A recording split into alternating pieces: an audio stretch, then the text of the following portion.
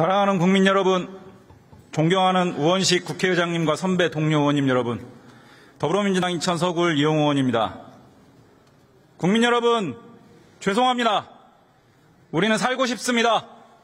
더 이상 이렇게 살 수는 없지 않겠습니까? 무더웠던 2022년 여름, 거제도 조선소 하청 노동자가 눕지도 일어서지도 제대로 앉기도 어려운 0.3평 감옥의 스스로를 31일 동안 가두고 해친 절규였습니다. 자신과 같은 하청 노동자에게 허용된 자유가 이 정도라는 상징이었습니다. 이번 노조법 개정안은 20여 년 전부터 새롭게 등장한 신종 노동탄압 수단인 손해배상 가압류가 더 이상 노동자들과 그 가족들을 죽이지 말라, 고통에 신음하지 않게 해달라, 노동자 살리기법입니다. 이번 노조법 개정안은 노동권의 사각지대에 방치된 하청, 특수고용, 플랫폼 등 비정규직 노동자들에 대한 최소한의 권리보장법입니다. 53년 6.25 전쟁 중에 제정된 사용자정이 70년이 넘었지만 개정된 바 없습니다. 변화된 현실, 산업구조와 고용 형태가 급속하게 변화된 현실을 담지 못하는 법은 더 이상의 법이 아닙니다. 실질적 지배결정이 모호하다고 얘기합니다. 이미 대법원은 15년 전에 이 개념을 인정했습니다. 명확성의 원칙과 죄형 법정주의가 지배하는 형사재판에서도 삼성전자 서비스 사건에서 대법원은 이 개념을 인정했습니다. 국민의힘이 전신인 한나라당도 이미 20년 전에 같은 내용의 법안을 발의했습니다. 그때는 옳고 지금은 틀립니까? 모든 원청이 사용자 책임을 인정하라는 것이 아닙니다. 하청사업과 하청노동에 깊숙이 개입하는 원청, 그 원청 그에 상응하는 사용자로서의 책임을 지라는 겁니다. 그러한 책임을 지기 싫다면 하청노동과 하청사업에 관여하지 않으면 됩니다. 관여하고도 책임을 지지 않겠다. 얼마나 이기적입니까? 얼마나 비윤리적인 행태입니까? 근로자가 아닌 자의 가입을 허용하는 경우 노동조합을 부정하는 이 조항, 형식적으로 한두 명만 그런 조합원이 있어도 노동조합을 부정합니다. 이미 근로자가 주체가 되어야 한다는 노동조합의 정의조항이 앞에 중복적으로 있기 때문에 삭제를 요구합니다. 이미 ILO가 지속적으로 삭제를 권고했습니다. 한EU FTA 노동 조항에도 이 조항을 근거로 전문가 패널 보고서에서 이 조항의 삭제를 계속적으로 요구하고 있습니다. FTA 조항이, 노동 조항이 굉장히 많은 FTA에 존재합니다. ILO가 이미 협약 비준 우리나라도 했습니다. 이 조항을 계속 유지할 경우 ILO의 혹독한 이행 감독과 FTA 노동 조항을 근거로 한 무역 분쟁에 시달릴 수 있습니다. 오히려 이렇기 때문에 정부, 여당과 재계가 먼저 이 조항의 삭제를 주장해야 됩니다. 부진정연대 책임을 불법 파업을 해도 손해를 지지 않겠다, 이런 주장이 아닙니다. 손해를 지겠다는 겁니다. 조합원들이 행위한 만큼, 그만큼만 손해를 지겠다는 겁니다. 헌법상 대원칙인 책임주의 원칙에 따라서 손해를 지겠다는 겁니다. 자기가 행위한 그 이상은 지지 않겠다는 겁니다. 너무나 상식적인 법안입니다.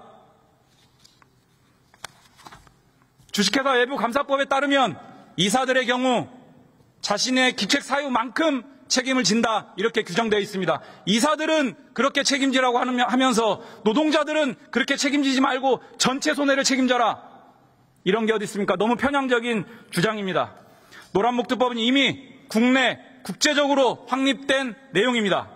대법원 산하 법원 행정처, 국회 입법조사처, 국가인권위원회, 대법원 사법정책연구원, 그리고 국회 입법조사처, 또다시 ILO, 모든 국내, 국제 노동 기준과 유권적인 해석을 하는 대법원을 포함한 모든 기관에서 이 법을 지지하고 있습니다.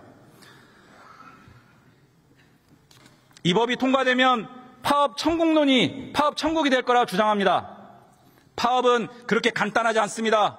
임금의 손실과 해고의 위협에 직면해서 파업을 어렵게 결단합니다. 노동자와 노동조합은 파업을 못해서 안달난 집단이 아닙니다. 정부 여당이 묻습니다.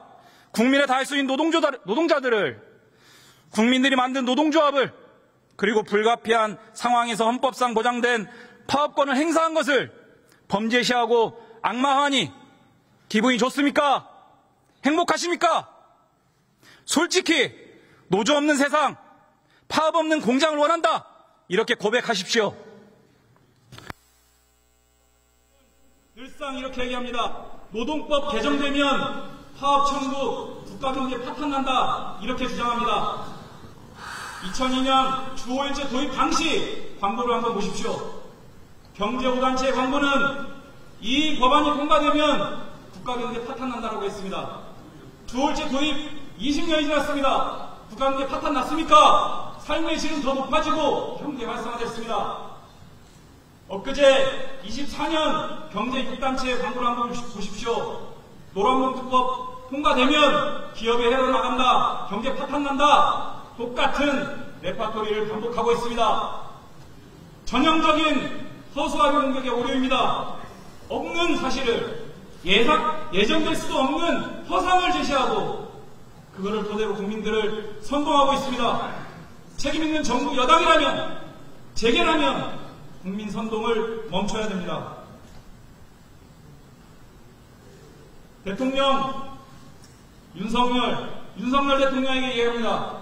중앙지검장 시절 중앙지검은 삼성 노조 파괴 사건 수사 결과 보도자료에서 이렇게 얘기합니다. 한국 사회는 노동자들에게 불리하고 사측에게 유리한 한국 사회 노사관계는 기울어진 운동장이다. 이렇게 얘기합니다. 그러나 지금 윤석열 대통령은 친기업 반노동의 대명사가 되었습니다. 검사 윤석열과 대통령 윤석열은 같은 사람입니까? 다른 사람입니까? 헌법상 제2호권은 배제적 한계가 있다. 헌법학계에 확립된 법리입니다.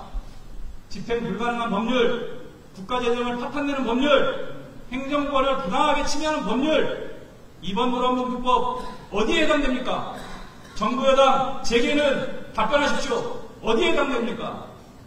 이런 제2호권 사유에 해당되지 않는 이 법안에 대해서 또다시 거부권을 행사한다면 그 거부권 행사는 탄핵으로 들어서는, 탄핵의 지름길로 들어서는 그런 행위입니다. 자, 마무리해 주시죠. 네. 마지막 장면 하나 띄워야 되는데 화면이 안 나오네요.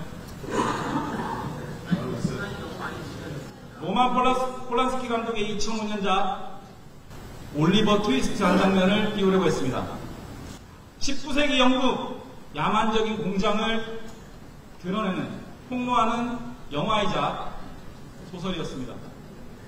지금 비정규직 노동자들에게 한국 사회 노동 현장은 야만적 공장이다, 이렇게 표현해도 과언이 아닙니다. 헌법상 보장된 노동 상권이 전혀 보장되지 않고 있는 비정규직 노동자들의 현실, 이 현실을 바꾸자고 하는 것이 이번 노란봉투법입니다.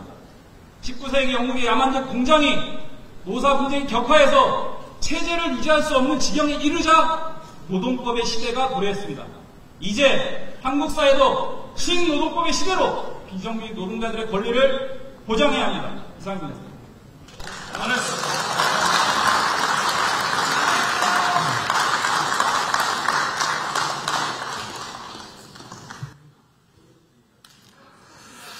네, 이용우 의원 수고하셨습니다.